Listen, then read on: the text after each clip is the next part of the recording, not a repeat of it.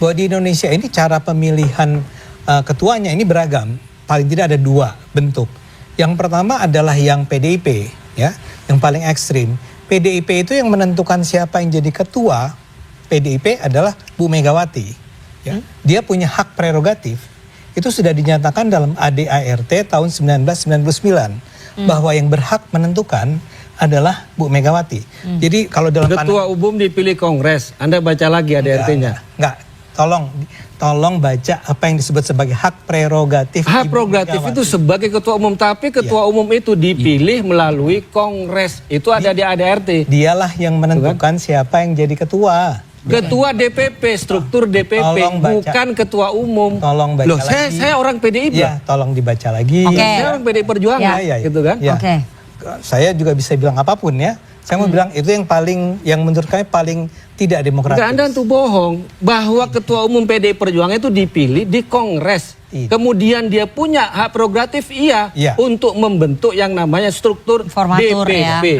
Bukan ketua umumnya dipilih Ibu Megawati gitulah. Menurut Guntur Romli. Loh, menurut ADART. Ya enggak apa-apa. Nah, saya bukain untuk Anda. Nih saya bukain. Silakan Anda ngoceh. Kalau bohong nanti saya bantah. Jadi kemudian jangan saya nanya yang lain ya, yang Golkar dan kawan-kawan itu memang dari bawah, tapi akhirnya dipilihnya di Kongres. Yang datang ke Kongres yang berhak bersuara, ya. Nah, di PSI Pak Jokowi dulu kan, Pak Jokowi melihat bahwa kenapa kalau Presiden Indonesia saja bisa dipilih secara langsung oleh warga negara yang 200 sekian puluh juta. Kenapa untuk sebuah partai yang anggotanya hanya berapa ratus ribu atau juta gitu ya, itu nggak bisa one man one vote. Apalagi sekarang sudah ada online, ya, orang bisa memilih melalui internet. Jadi dia membayangkan adalah kenapa tidak dibuka saja, ya, pemilihan ketua partai dilakukan oleh semua. Ya, anggota, ya, siapapun yang memiliki KTA atau paling tidak yang sudah 2 atau 3 tahun memiliki KTA itu bersuara di sana, ya. Bung Freddy bisa dipilih, saya bisa dipilih, Adi bisa dipilih. Tapi yang sudah diadopsi PSI itu konsep yang mana? Ini kan baru gagasan. Gagasan ini sedang dibicarakan. Kapan mau dilakukan? Misalnya bentuknya seperti ini. Pertanyaan besarnya, kalau ini mau one man one vote, yang boleh memilih itu misalnya kalau setiap ya betul, minggu lalu dia baru masuk ke PSI, sudah boleh milih tidak? Ya, kalau orang itu sudah setahun, harus ada masa waktunya ya, misalnya ya, dan itu harus ada penyesuaian karena ini untuk pertama kalinya nih, ya, PSI akan menjadi partai pertama yang akan melakukan itu kalau jadi dilakukan. Kenapa? Kalau jadi belum tentu jadi. Ya mudah-mudahan jadi, tapi kan selama itu belum terwujud, kita nggak bisa bilang bahwa PSI sudah mengadopsinya. PSI masih harus menunggu waktu ya. Dan Pak Jokowi sendiri kan baru mengutarakannya, saya duga ya. Pak Jokowi juga belum punya sebuah konsepsi yang lebih detail, yang tegas mengenai bagaimana nanti itu dijalankan. Nah, dalam hal ini saya harus katakan, munculnya gagasan Super TBK ini tidak ada kaitannya dengan perseteruan Deddy Sitorus tadi. Ya. Soal PDI Perjuangan dengan Pak Jokowi. Ada kaitannya? Karena ini duluan. Ya, ini duluan muncul dari Pak Jokowi, kemudian muncullah kasus yang Deddy Sitorus. Tapi perseteruan Pak Jokowi dengan PDI Perjuangan udah mulai dari 2023. Ada. Saya mau bilang yang Deddy Sitorus kemarin itu tidaklah yang menyebabkan terjadinya gagasan one man one vote. Itu datangnya lebih awal. Tapi sekarang kalau ditanya sudahkah PSI akan menerapkannya, sedang kami persiapkan sematang mungkin. Baik, saya ke Mas Adi. Mas Adi, Anda melihat rencana pembentukan partai super terbuka ini memang wacananya Pak Jokowi, idenya Pak Jokowi, yaitu untuk menandingi PDI Perjuangan nggak sih?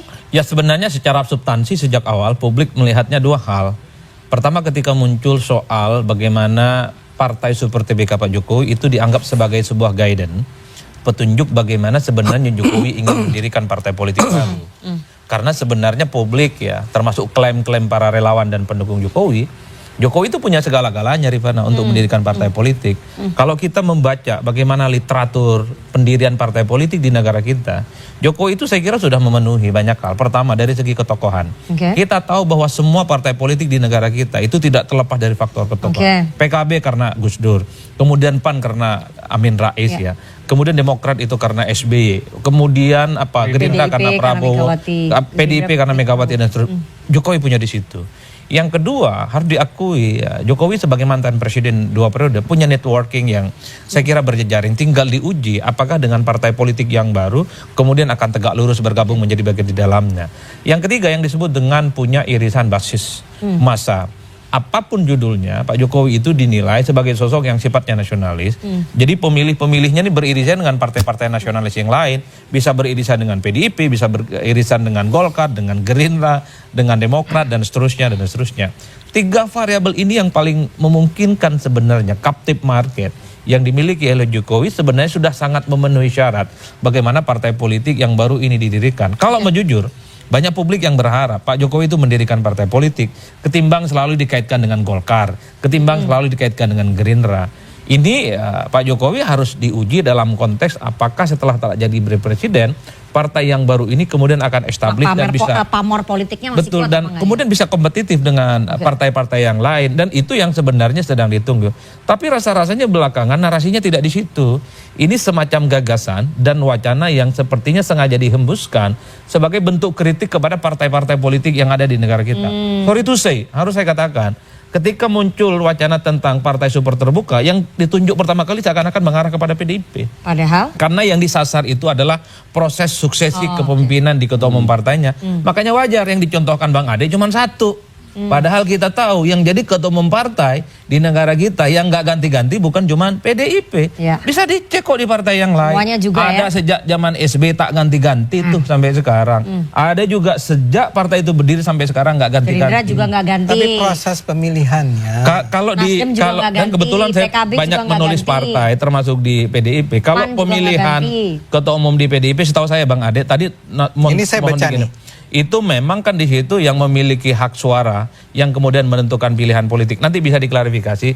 Nah, dalam konteks itulah kemudian wajar kemudian ketika muncul narasi partai super TBK, sebenarnya nih kritiknya cuma ke Banteng nih, tidak ke tempat yang lain. Jadi sebenarnya ini kritikan aja ya dari Pak Jokowi ya. Betul. Nah, cuman problemnya adalah di negara kita memang nggak ada partai politik yang demokratis. Nggak ada demokratis dalam berbagai sisi kok. Rekrutmen, proses regenerasi, termasuk kebijakan-kebijakan politik yang keluar, mana ada yang demokratis?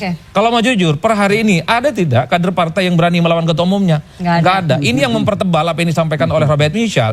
Di partai itu ada yang disebut dengan hukum besi oligarki, di mana kekuatan partai politik itu terpusat pada 1, 2, dan 3 orang saja. Jadi di situ konteksnya.